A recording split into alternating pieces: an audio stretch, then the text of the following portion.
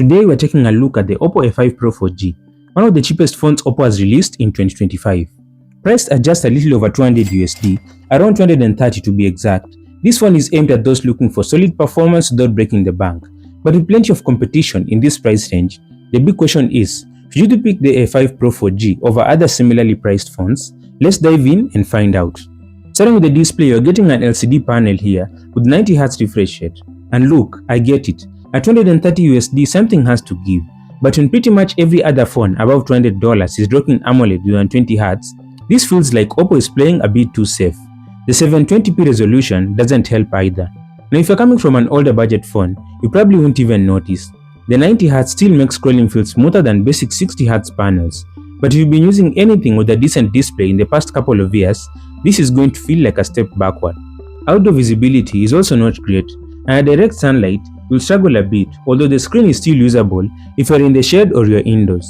For basic stuff like scrolling Instagram or watching YouTube, it does what it needs to do. But if display quality is high on your priority list, just move along. This isn't the phone for you. Now when you go to the design and build quality, Oppo went a bit overboard for a budget phone. It comes with IP69 dust and water resistance, which is almost unheard of at this price point. So it can survive high pressure water jets and water temperatures up to 80 degrees, which puts it ahead of most flagships like the Galaxy S25 Ultra and the iPhone 16 Pro Max. Now realistically, you're probably not going to be using your phone while blasting it with hot water, but it's better to have that kind of protection than not. Maybe you could use it in the shower if you're one of those freaks.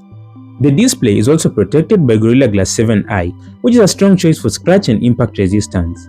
The phone itself has a matte finish on the back, which feels nice in the hand, and most importantly, doesn't attract those annoying fingerprints that glossy backs usually do.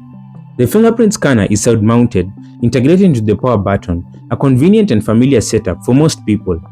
Unfortunately, there is no 3.5mm headphone jack, which might disappoint some users, but you can still use USB-C earphones or wireless options, so it's not a total deal breaker.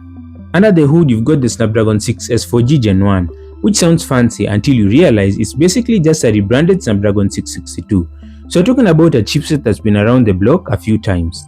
This is not going to blow anyone away performance-wise, but for 230 USD, it does what it needs to do. Light usage, social media, messaging, basic apps run fine. No status, no major complaints. Gaming is where reality hits. You can run most titles, but forget about high settings. Low graphics, maybe medium if you're feeling lucky. Don't expect to max out Genshin Impact and have a good time. That's just not happening on this budget. What's great though is the RAM and storage combo. You're getting 8GB of RAM and 256GB of storage out of the box, which is way better than most phones in this price range that usually come with just 128GB. That means more room for your apps, videos, photos without constantly worrying about storage space. I'm not sure if this phone has a 128GB variant, but I might be mistaken due to regional differences. Now onto cameras, you get a 50MP main sensor, 2MP depth sensor that might as well not exist, and an 8MP selfie cam. The main camera caught me off guard, in a good way though. Photos came out better than expected, and honestly better than some phones that cost a bit more like the Reno 13F. Now, is there heavy image processing going on? Absolutely. You notice it in both the rear and front cameras, especially in how the colors are boosted and the noise is cleaned up.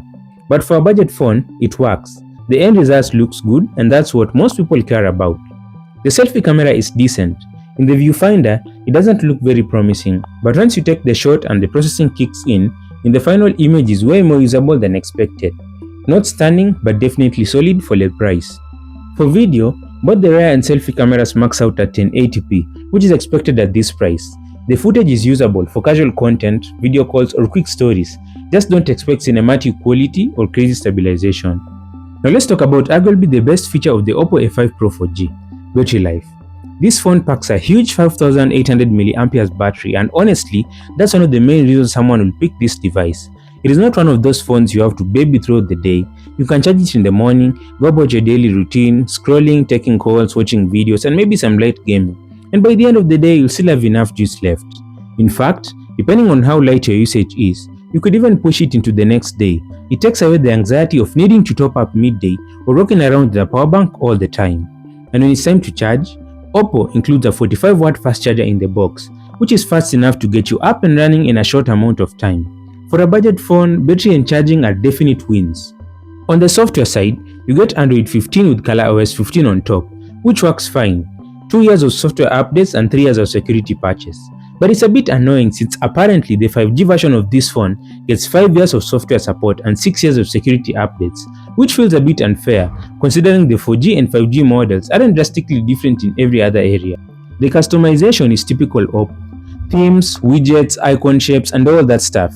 You can make it look however you want, nothing groundbreaking here. It's usable color OS, does what it needs to do without getting in your way. So, should you buy the Oppo A5 Pro 4G? Well, it really depends on what matters most to you.